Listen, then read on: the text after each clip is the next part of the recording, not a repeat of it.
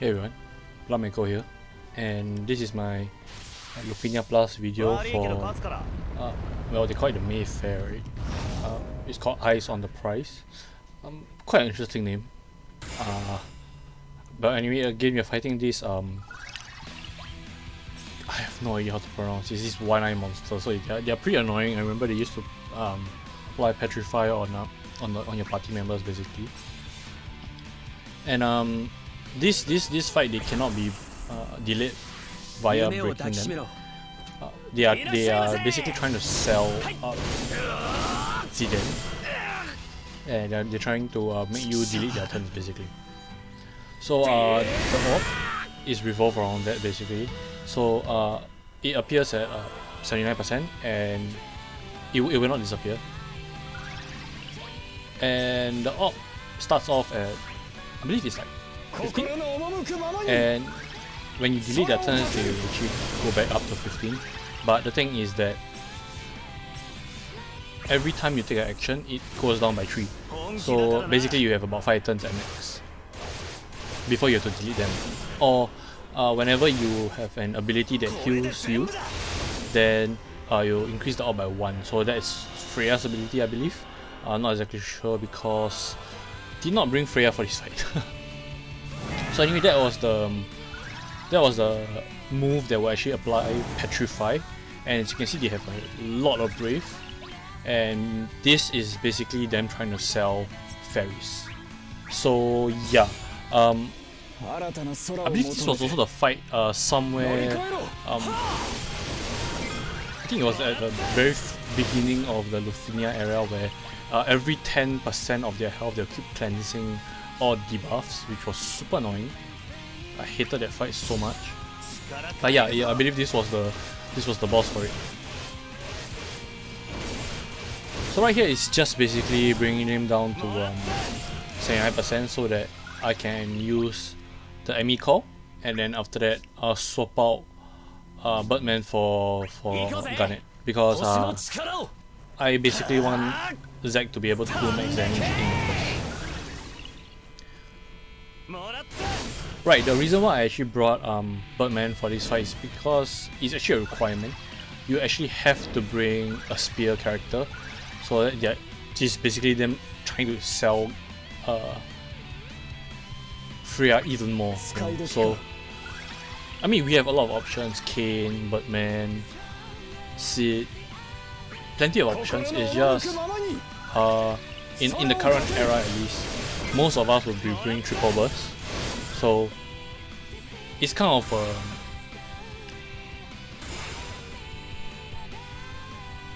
basically you can't bring your usual party members, you know, your maybe Ramza with your Zack, or you know, Ramza, Zack, and you know, that's a pretty strong team, or my usual team, you know, Zack, Garnet, and Noctis. So yeah, that is basically them, you know, trying to sell Freya. So the bosses, they actually don't really do much. When you hit 79%, the orb comes out and they will start using this. Well, they will actually have their recast gauge filled, and they'll start spamming this incredibly powerful HP attack. So make sure that everybody has party wide. I mean, you know, your tank is able to survive it, because with the amount of HP damage you do, then there's a very good chance that a normal tank will die if you don't have Zack. Bash might survive because it's a single target attack, so, and it's only one time, so last tank will still kick in. Freya works wonders here because it, you know, party wide last stand, so it doesn't matter who they target as long as it's 2 different targets. So yeah, you know, Warrior of Light works if you're deciding to run him, whether as a party member or as a call, you know. So yeah, I mean, there are plenty of options for tanks. Yeah, and I really suggest that you bring a tank, or at the very least bring fairies as a core or as a party member, so that when they do get, you know, when they battery themselves after a hit, you actually can bring it down back to 0. And that's the whole premise around the reduced brave to I forget what's the exact text, but it's basically telling to reduce its brave so that you won't get petrified. It's honestly that's how much I could gather from what was described, because honestly they didn't put any petrify up. I expected them to do it to Zack when they did the evil eye, but yeah, nothing happened. And even if they did, I was ready to do the fight again, restart the fight, and bring my Lena. Yeah, that's what I was trying to say, Lena. So debuff immunity basically. Not sure if it works for frame ones, but yeah. So counter the turns. Made sure that I had enough to use the Elixir Core, because this is actually my second run. The first run the orb actually triggered because I didn't notice that the orb goes down by 3. I thought that it was the usual 2. So yeah, the boss had 3 turns. The orb had 3 count.